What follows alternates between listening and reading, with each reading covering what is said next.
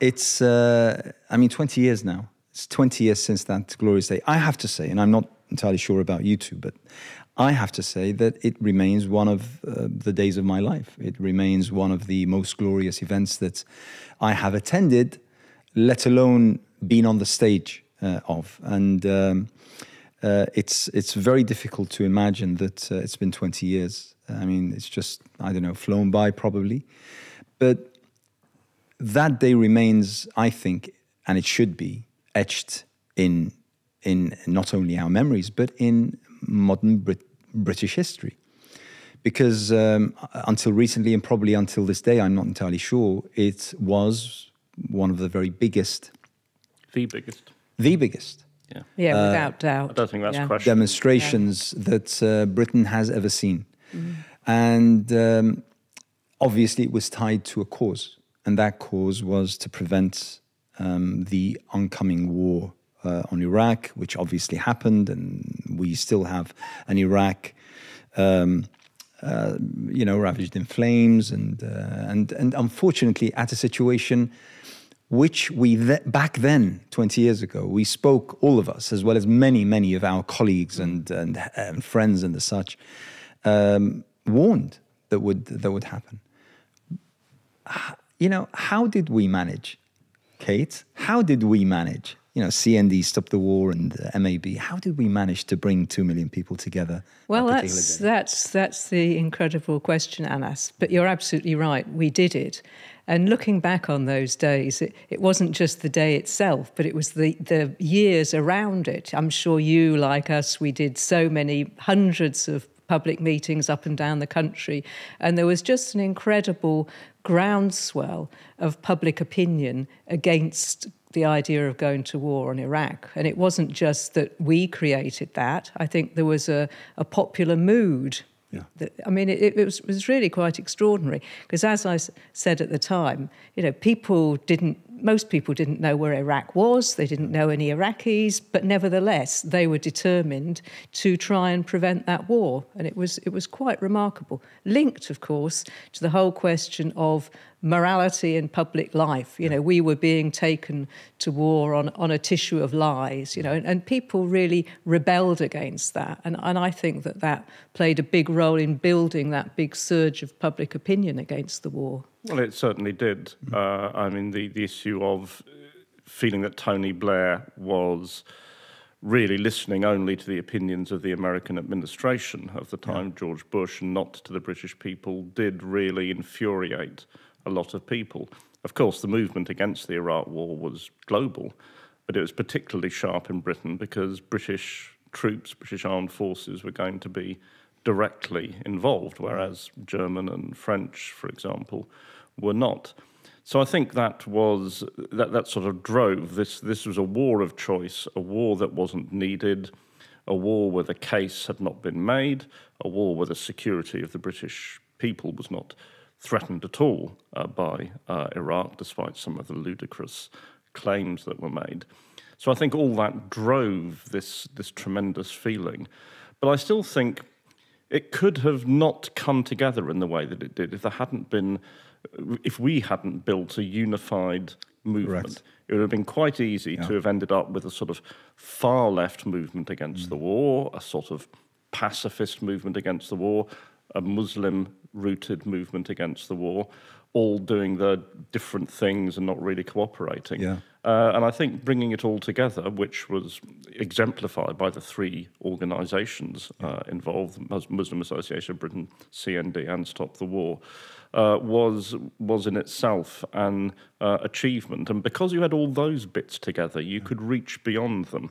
I mean, one of the stories that always I remember about that day is someone, obviously I was at the head of the march, I couldn't see the whole march, but after it had been going for about an hour or so, saying there was this mass of people, all the length of Piccadilly, but with almost no banners amongst them. Yeah. Now, if you're on the organised left or the trade union movement, you're going to have your banners. You have your banners.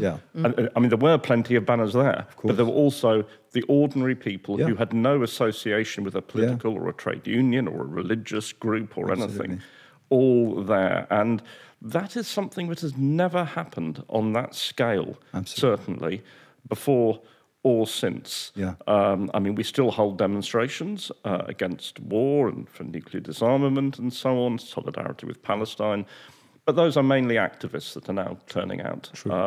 And even the biggest demonstrations against austerity, organised by the trade unions, that they reach perhaps beyond the activists to an extent. Yeah. But nothing like the extent of the... I think it's true because, I mean, being on stage that particular day, I remember I had a 6-7-month-old child at that time. There were so many families on that demonstration. That's the thing. Pushchairs. There were absolutely, and that was the mark. I mean, beyond the number, which in itself is obviously quite staggering. But the kind of diversity of everything, the diversity, as you put it, the organisers and their members, for instance, but beyond that, the families, the ages, you know, the colours, the cultures that were brought. The fact that you rightly point out that maybe members of MAB or members of CND or members of Stop the War would carry their own, posters and banners, having their logos, but how many brought their own? Oh, so many. The teacups, and so creative. The pictures, the rainbows, the flowers, all sorts.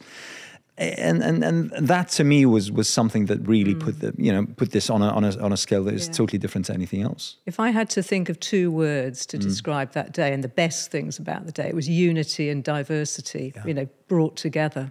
Yeah, absolutely. And the sheer immensity, because I remember, when you're involved in it, you don't really have perhaps as much time to sort of enjoy it or reflect on it.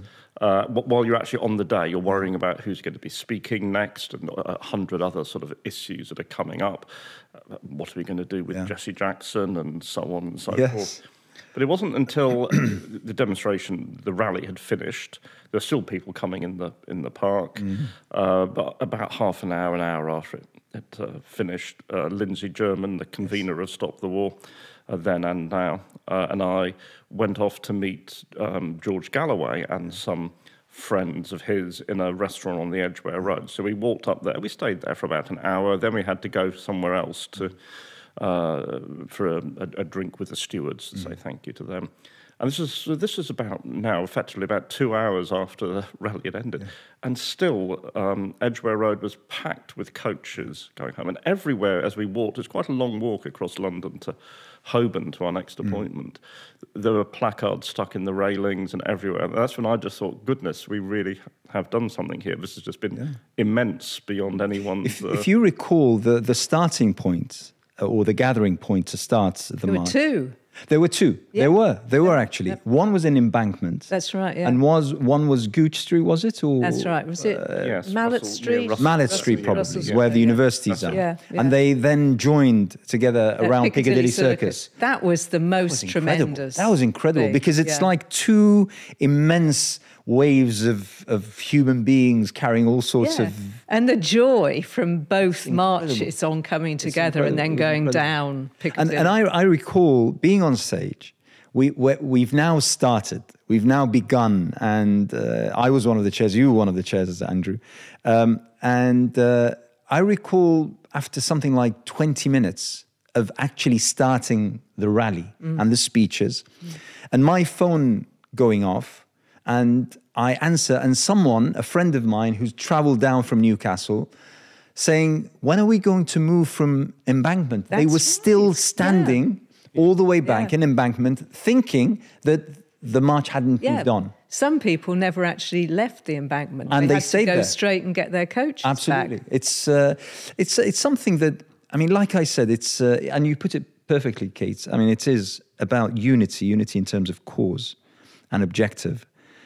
But at the same time, holding that element of diversity and difference and the such. I thought the size of it was actually a vindication of MAB, because I remember in one of the discussions we'd had, that there had been something called a Million Man March in Washington, I think in the Afro-American community there. And we said, we should have a 1 million man march here. Now, I must admit, we were all thinking, well, that's a bit... a bit daft. Yeah, don't get ahead of yourselves. We'll never get that. That's unrealistic. Yes. And if you allow for the fact that we had 1 million women as well, then the 1 million man march and the 1 million woman march made the 2 million march. Absolutely. But it was Mab's. That was your vision. Yeah, and in your book, Stop the War, in your book, you mentioned that particular. It's.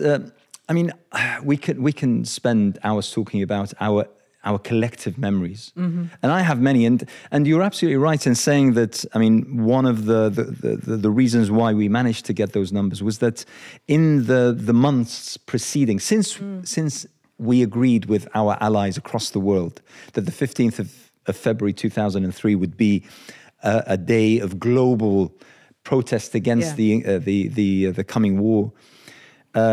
We started this intense marathon, I would call it, of meetings up and down the country. I went to towns that I'd never been to. I went to village halls and spoke to, 20 or 30 people, and went to university campuses where I spoke to up to about 600 or 700 people. Yeah. Day after day after day after day. And the stories that would come, with all of that are absolutely incredible. The people that have never, how many people approached us and said, we've never marched in our entire lives. We've never demonstrated for anything in our time. But for this, we feel so driven that we're bringing our neighbors, we're bringing our children and grandchildren, and we're all going to be in London that day. It was for hundreds of thousands. It was their first march. Absolutely, and lots of parts of the country you couldn't get a coach for any other purpose on that day. Yeah. They were all booked to come to London. I was part of a negotiation committee with MAB with I can't remember the train company to charter a train all the way down from Glasgow. To London for the march, and that was sold out. That was absolutely packed. But and with all those, the war did go ahead. The war did happen, and I have to say that I was very, very. I don't know, depressed, downtrodden, a little bit. I don't know. It felt like, did we achieve anything? Did we achieve anything, Andrew? Well, I think we did. But I mean, like you, perhaps I was always rather sceptical that we would succeed in stopping the war. And bear in mind, in Britain, we were trying to stop British participation, to stop the war altogether. That would have required something in America. Because let's not forget, France and Germany couldn't stop the war. And America, the United States would have gone ahead. They were hell bent, absolutely. Donald Rumsfeld made that plain. Said the British want to drop out. We understand. We'll go ahead. Anyway. So I thought it was always going to go ahead, and I remember when Andrew Bergin, who was then the Stop the War Coalition's press officer, rang at I think 2:00 in the morning to say that the war has started, and I had a sort of that was a sort of like a blow to the gut at the time, even though we'd anticipated it. Now, as to whether it made a difference, I think there are a number of ways in which it did. And one obvious one was when the British government under Cameron wanted to bomb Syria in 2013. I think it was the legacy of the mass movement against war in Iraq that led the Labour Party under Ed Miliband to oppose that. And as a result, that bombing didn't happen. And Obama aborted his own because he hadn't got British support in large part. That was an example of how the war, the movement against the war, had resonated. Having said that, I think that the greater resonance of the whole episode is the disaster that the war proved to be, and the disaster that the war in Afghanistan proved to be, and the calamity that was visited on Libya. I think finally there is a reluctance to engage in those sort of direct wars of intervention, and certainly in part because of the movement. As well as the fact that they've all had dreadful consequences and nothing positive to be said for any of them. But I do remember some little time later when we continued to hold large demonstrations, not on the scale of the 2003 February demonstration, we used to get messages from people in Iraq saying that they drew strength from seeing that people in Britain, in the sort of belly of the imperialist beast, were still demonstrating in such numbers. Yeah. And that really, personally, I don't need any more vindication than that. You're right. I think that, firstly, the possibility of these organizations, the three platforms coming together, I think that in itself changed the perception as to how right and left is defined, how ultimately when there is a cause that people, even of varying positions on the ideological spectrum, can come together and can work together and can share ideas, ideals even, and objectives. I think that was a mark that remains until now. And it's something that, at the time, I remember there being several columns written about this marriage of convenience, about this being some sort of coming together that was going to dissipate and going to disappear in the very near future. And the fact that people can allay their differences and work together is something that drew inspiration for many, not only in the UK but, like you said, around the world. Since then, I was contacted by movements in Latin America, even in North America, in Canada, across Europe, in Southern Africa and the such, where they want to hear the story of how this became, of how you came together, of how you worked together. I remember being in South Africa around 2005, and I was invited by an elder figure within the community for dinner. And it was a lavish spread, but there was something like 40 or 50 people from amongst his own family, his own children and grandchildren, but also from the neighborhood. And he welcomed me and he said, you have to tell us about the 2 Million March. And South Africa had just recently emerged from apartheid and had, built this new South Africa. And, there was a lot of energy. And this elder gentleman, he said, what I don't get? How was it possible to work and collaborate and achieve such great heights with the white man? And everyone burst out laughing because they said, that's, our dad, that's how he talks, that's how. And I said, listen, I totally understand because, the memories are fresh in his mind. But that sort of, I think, is one of the biggest wins, and also something quite important.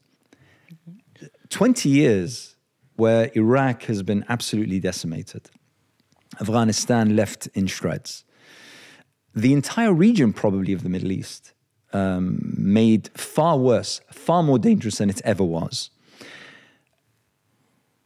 The thing is that people, through the lens of the 2 Million March, realized that the people and their government are not one. That Tony Blair did not act on behalf of or the instructions of the British people. That's why one of the slogans, not in our name, not in our name, had such resonance. Yeah. And that's one of the other outcomes, of course, of the demonstration and of the anti-war movement's campaigning. Tony Blair's career was pretty much over. I mean, he held on for a few years, but that was the end of it. He was completely damaged goods because he'd revealed himself in all his dishonesty to the British population. And even after he'd gone, I think when he was producing books and things like that, and it was impossible for him to go and have a normal book launch, and when he went to do events and so on, there'd be people out there protesting. And of course there were a number of inquiries into what happened in Iraq, so there were those attempts to hold the government accountable, but he did pay the price. You're absolutely right. I mean, mentioning this, two things come to mind. The first is a friend of mine who used to work at the BBC. He told me that Tony Blair, whenever coming onto any of the shows, would set a condition: don't talk about Iraq. You don't mention Iraq. That's my condition. That's my only condition, actually. And the second thing is, and this was brought up by an Egyptian friend of mine, where we shared a platform somewhere in Europe, I can't remember. And I remember him saying, in any other circumstance, in any other incident, across history even, Tony Blair and George W. Bush are regarded as political leaders who won wars. They actually were victorious in wars. In any other phase of history, they should have their statues in front of, in public squares or the such. But actually, they are going around making a condition upon people, never ask us about Iraq, never mention Iraq, don't ever bring Iraq to the table. I just realised, I wasn't aware of it previously. I read a few days ago that the US Army had produced their own official history of the Iraq War, where they describe it as a strategic defeat. And so that's, which is quite an admission, really. Yeah. I mean, Afghanistan, you don't need to wait for any official history, likewise. But I would just like, if I could just go back, Kate was absolutely right earlier when she talked about the diversity of the movement, the unity in diversity. And I think in sort of focusing on that, one has to think about what was new, because elements of that movement were familiar, I think, to us. CND, left-wing organisations, trade unions and so on. But the new elements, the most important for me was the alliance with the Muslim community. Yeah, the there were others that were very important. The school students walking out of school, and military families. The military families, which came a bit later. But yes, they were unprecedented too. Not huge in number, but vast in resonance and impact. And again, unprecedented, at least unprecedented since Britain moved to a volunteer army. But the Muslim community was absolutely preeminent. I mean, you would know better, Anas, but I don't think there's ever been such an engagement by the mass of Muslims in Britain in any political campaign, or indeed in the life of Britain ever since there has been a large Muslim community in Britain, which is the last 60 years, 70 years or so.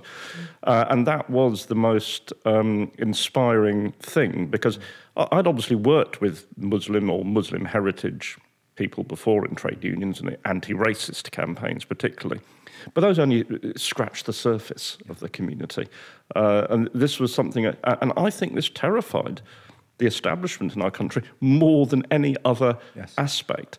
As a militant, organised, active, engaged Muslim community working alongside secular left-wingers, for a government or an establishment that is always engaged in interventions in Muslim countries around the world, that was pretty terrifying. And they spared no effort to try and unpick that alliance and basically to get the Muslim community back into its box. Well, you're absolutely right. And, I recall how we would have mosques that would be the central hubs for for gathering and signing petitions and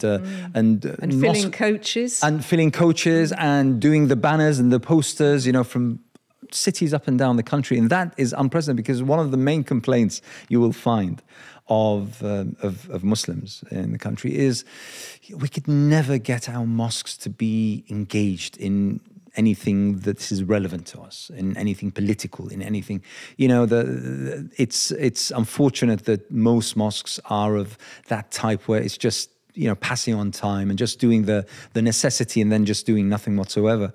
That time was absolutely extraordinary. I mean, I used to go to some mosques and find it extremely difficult to get them to do something beyond the belief in the cause. So we talk about Iraq. Oh yes, that's very sad. So will you come join the? Oh, that's a step too far. But at that time, there was a totally different mood. There was a totally different kind of take on things, and people were totally committed to actually doing something. And what empowered that, Anas? I think the cause, definitely, but also because there was something new. And I once again go back to the alliance that was created.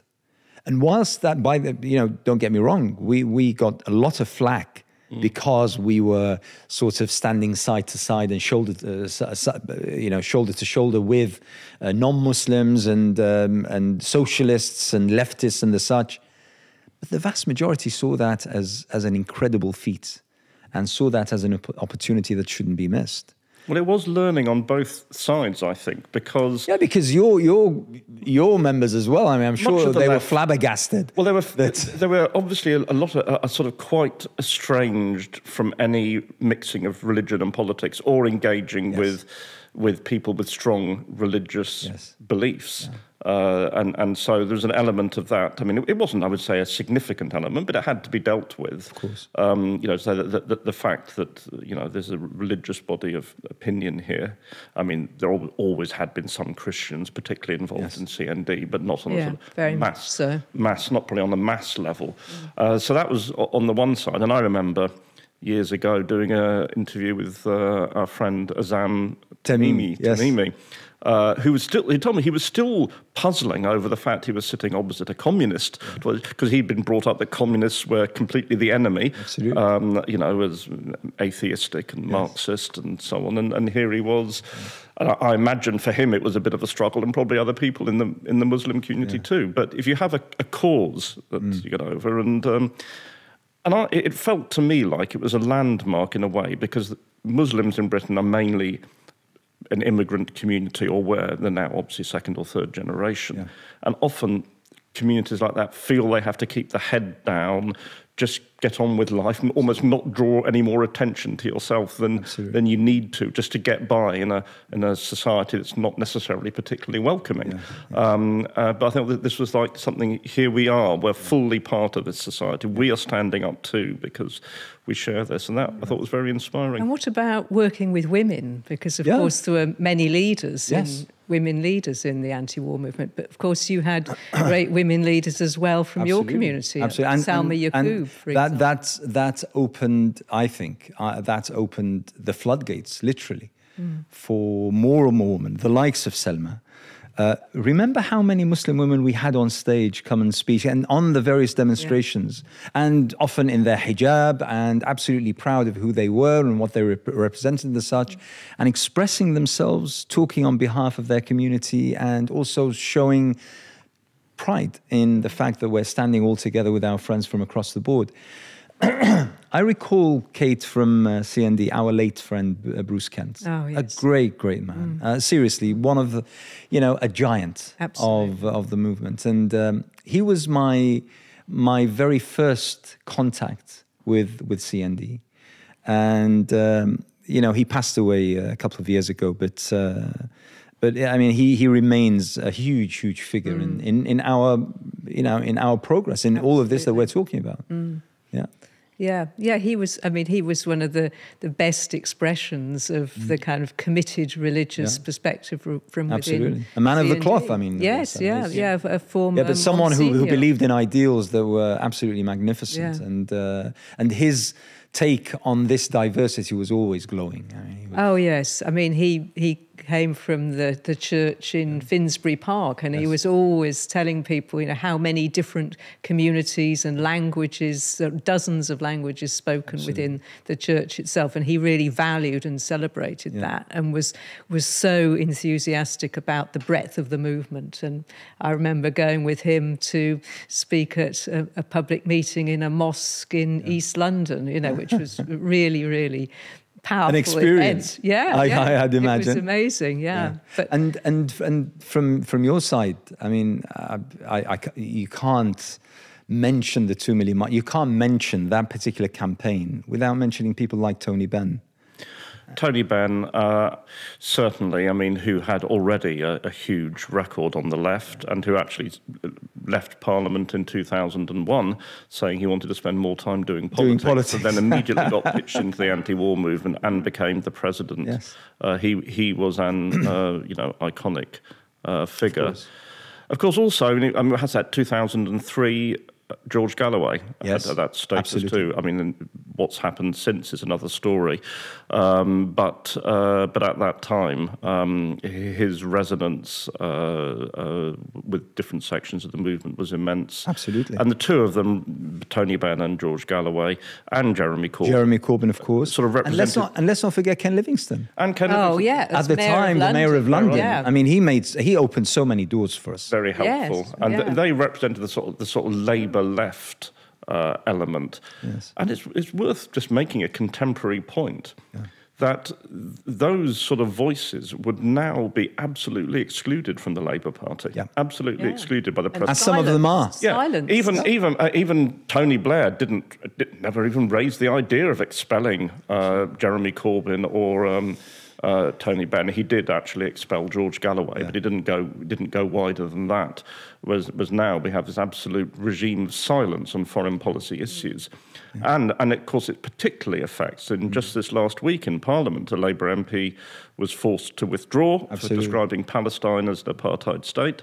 Or Israel as an apartheid state. Quoting Amnesty International. Quoting Amnesty International. They could have been quoting Human Rights Watch. They could have been quoting various Israeli organisations. B'Tselem and such. Because I think that was another... I mean, the march we're talking about is remembered rightly as a march against the Iraq War, but it also had a slogan of justice for Palestine. Yes. And I think that helped a lot in engaging Muslim community as well, because it feels the issue of Palestine very deeply, not exclusively Muslims, but they are the main backbone of opinion on that. Yeah.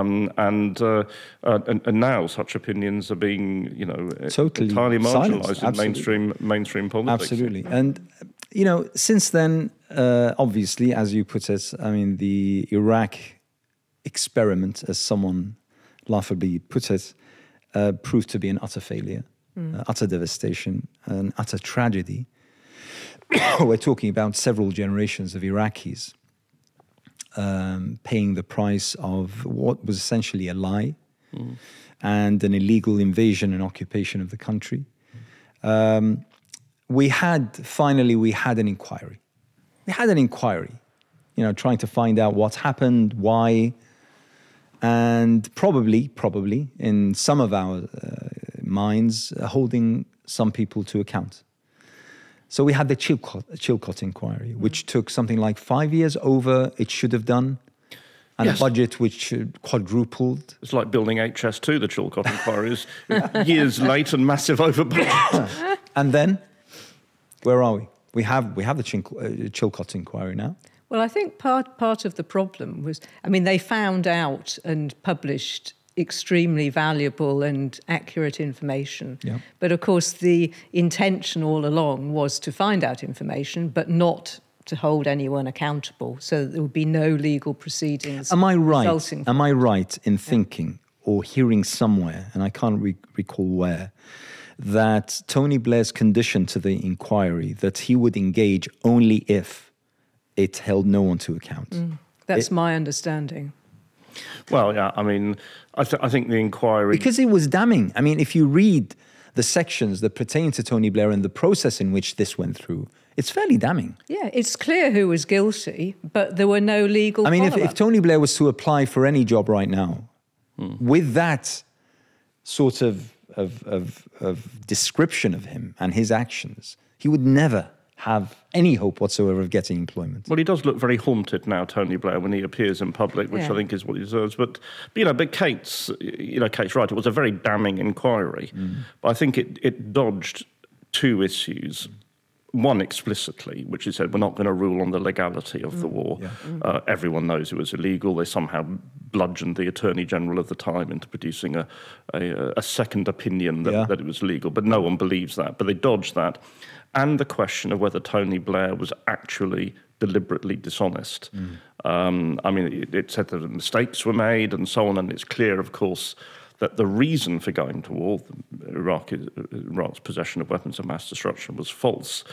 But they didn't actually say that he was deliberately dishonest, which he was, absolutely.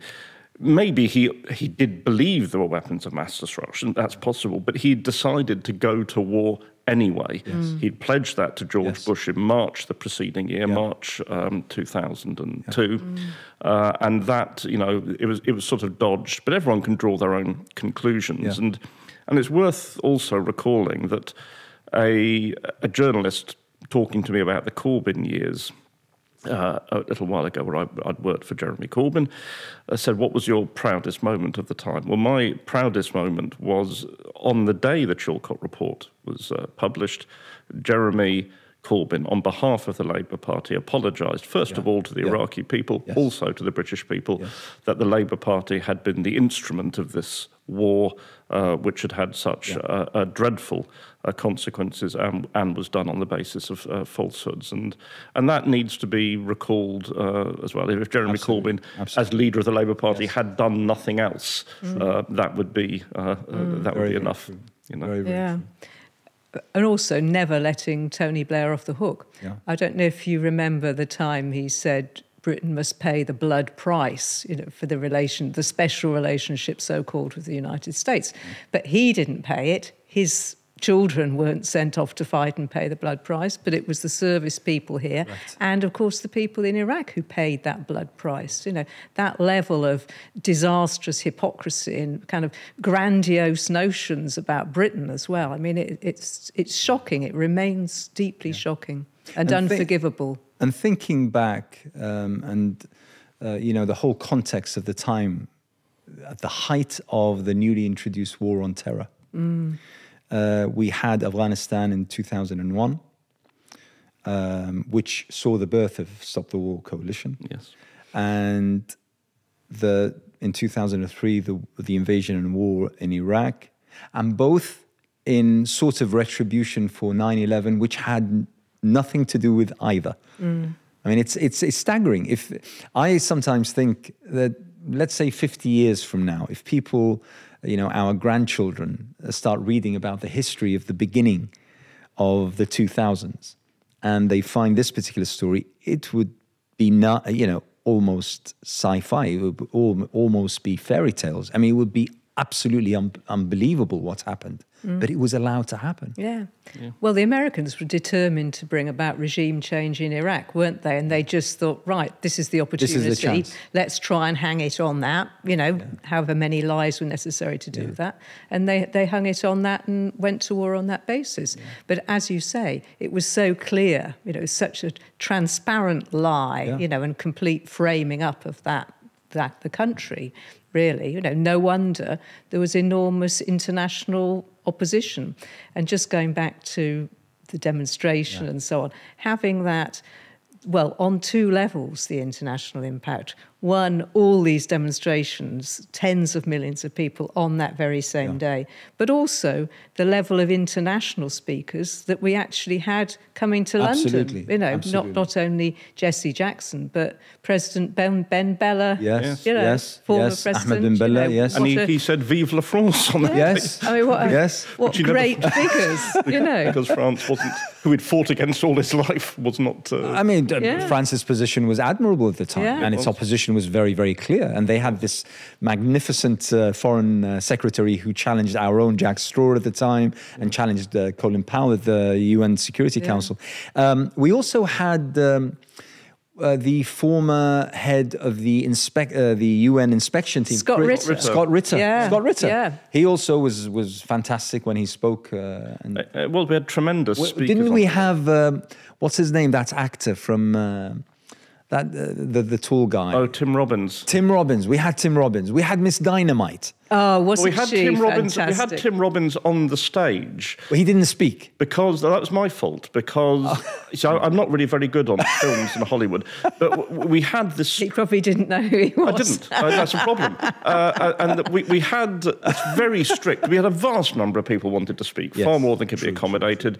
We had a strict time limit. It was like 3 minutes each. And we had everyone. And there wasn't any negotiation. Vanessa Redgrave, who I do know who she was, she turned up and wanted to speak, but we said no. Yes. And then I was told Tim Robbins was there, and he wanted, I said, he's not on the list. He can't speak.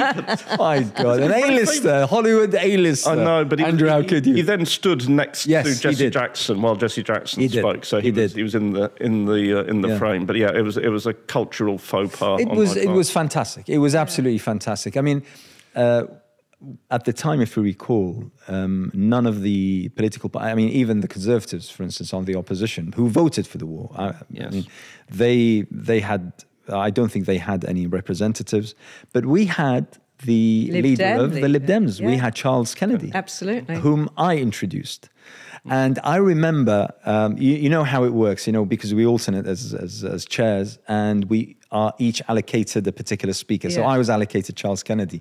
So I went to him just before and I said, firstly, thank you very much for coming today.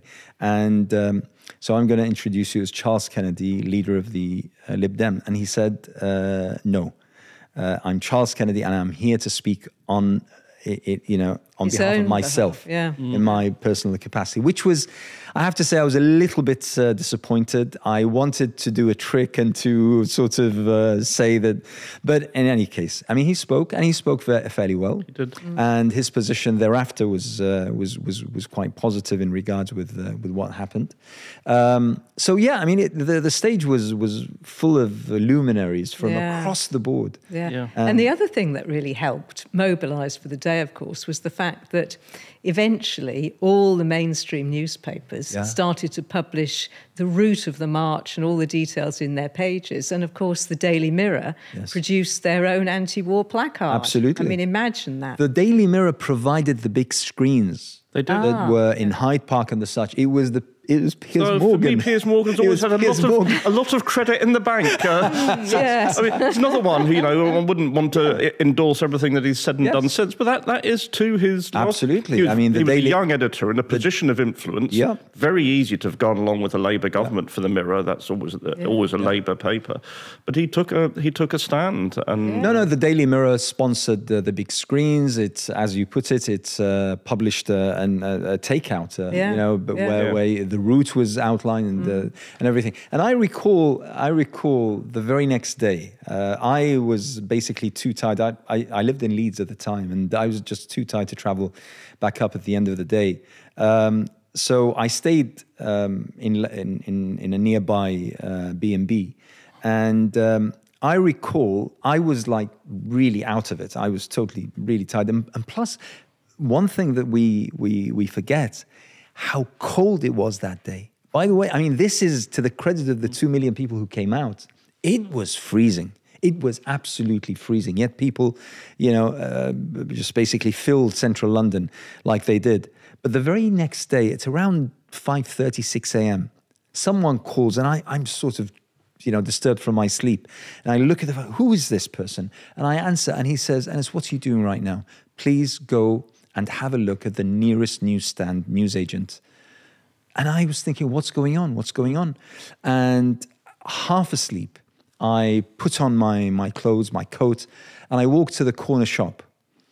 And in front of me was a sight I will never forget. A newsstand, with all the papers, and every single paper had the front page fully. Absolutely, the whole front page fully dedicated to the march. Yeah, it was just. It made me go absolutely warm and fuzzy. It was an achievement. It was an achievement. It was an incredible achievement, and no one who went on that march has had any cause for regret. Not at all. No one has said, "Oh, I wish I wasn't there." In fact, I would go even further. In subsequent weeks, months, in public meetings that we held, I came across countless, dozens probably, of MPs from all parties who would, I would sit with and have a debate with or an argument with and the such, but who would confess either publicly or afterwards that I was actually there. I was on the march. And it was absolutely, at one time, it made the audience burst out in laughter, because that same MP had voted clearly for the war, but said, by the way, I took my mum and we were there and we were with everyone. Yeah, we changed minds. It was the popular thing to do. I know. It was like you couldn't find any young person in Sixes America who wasn't at Woodstock. Everyone claimed to be there. Everyone claimed to be there. But the one group of people that were not on the march, because they were not allowed to be, were BBC journalists. They were instructed by the corporation, something that had never been done before, nor since, as far as I know, that they were not allowed to attend the march because it would prejudice the corporation's impartiality. So the only BBC journalists there were ones actually working, reporting on it. But it shows how rattled the government was. I didn't know that. That's shocking. It was an extraordinary thing. No, they were told they could not go on the march. There'd been a very big march, not nearly as big, but substantial, of the Countryside Alliance against... Yes, just a week before. Well, no. It was in September of the previous year. Before the September 2000 demonstration. And no such edict had been issued then. And in fact, although the Countryside Alliance had been marching against Labour government policy, Tony Blair wrote a very nice letter to the organisers of the march, thanking them for their behaviour and so on and so forth. But with this march, it was regarded as a threat, and so big a threat that off-duty BBC journalists could not attend at risk of losing their job. Yeah. But do you remember how the establishment tried to prevent us going into Hyde Park because of the grass? Correct. That was the only venue big enough for all those people. Correct. They tried to stop us using that park. Grass, yes. I remember that, because I remember, I can't remember if either of you were there, but I certainly went with other people from Stop the War to meet Metropolitan Police and the Hyde Park Police in a little hut in the middle of Hyde Park. Yes, I was there. Where they and they all convened very solemnly, looking at us and saying, "Well, you've been told by Tessa Jowell, the Secretary of State, you can't enter the park because you might damage the grass. We would like to invite you to consider how you will disperse the march at the entrance to Hyde Park." And I remember saying that I'd like you to consider how you were going to stop more than 1 million people, which is what we were estimating at the time, from entering Hyde Park under those circumstances. And they called an adjournment, and the police went upstairs, and they came back down and said, "Right, fine, okay, you're going to go into the park. We'll just discuss, how we organise all of that." And it shows, and it's worth remembering when we have at the moment a government introducing more and more authoritarian legislation against the right to strike, the right to protest, and all of this, that if you've got enough numbers, there's not much they can do. It's not much they can do. And to face them down. Yeah. And by the way, I mean, since we talked about Daily Mirror, we talked about the newsstands full of the pictures of the march, and we talked about the BBC, I think it's appropriate that we talk a little bit about the media. Because I don't know, I mean, is it right to say that the standards have gone down? Is it right to say that the media has... I mean, in terms of its coverage, definitely it's problematic. I'd say, I mean, to be kind, to be very, very kind. There seems to be a limit on the voices of opposition that they will include in their discussions. I mean, I was talking with our colleague Lindsay German from Stop the War about this the other day. We used to regularly be invited onto quite high level and important programmes to comment and put the alternative perspective on peace. Now virtually nothing. No one calls. I know. It's as if they've been instructed. Not saying they have been, not saying they have. Conspiracy theorists. Absolutely not. It's a very, very noticeable it's something change. that we've all noticed. I mean, I speak to my friends and I ask them, I say, how often are you invited to Sky or the BBC or ITV or such? And most likely the answer is never. No, I mean, we did get invited on a lot around the time of the march. Yes. But there still was this huge bias towards the government. I wouldn't say standards are lower now than they were then. They were low then. And one difference now is social media has exploded since that wasn't really the case in 2003. But I remember I was being followed around, but by my agreement, obviously, by a BBC crew who wanted to make a piece about the anti-war movement for weeks, not every day, but they've been to several events I've been at, interviewing me on each time for a programme about the anti-war movement. And when the programme appeared, I was in it, but it was very limited and fleetingly, and there were a lot of stuff about pro-war voices from Jack Straw's constituency Labour Party and so on, and this was quite different to the programme that had been sold. So I rang the journalist who I knew quite well. I can't remember his name now. Very tall bloke. Anyway, and I said, "Oh, what's happened?" And he said, the BBC hierarchy said, at the last minute, we just had to change it. We couldn't do something that was just about the anti-war movement, that had got 2 million people out on the streets. They had to balance it. And this was Alistair Campbell, an unremitting pressure from the Labour Party on the media, and the media just capitulates.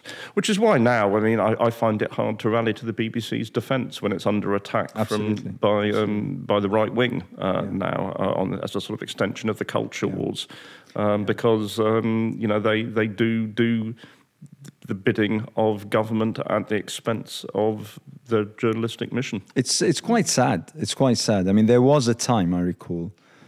I don't know whether I was naive, but there was a time I recall when the BBC was sort of the emblem, the sort of icon of British, British culture, British society and the such. Everyone was trying, how do we get the programs that are on the BBC? How do we? I think that the big events expose realities. And we found out then, and we find out more now, that the BBC's role, its performance, its so-called impartiality is not really as one would desire. No, well, on the left, I mean, we'd known all this from its reporting on industrial disputes for years, where it was always, bent in favour of the employers or the government. But it brought it home to a far wider number of people.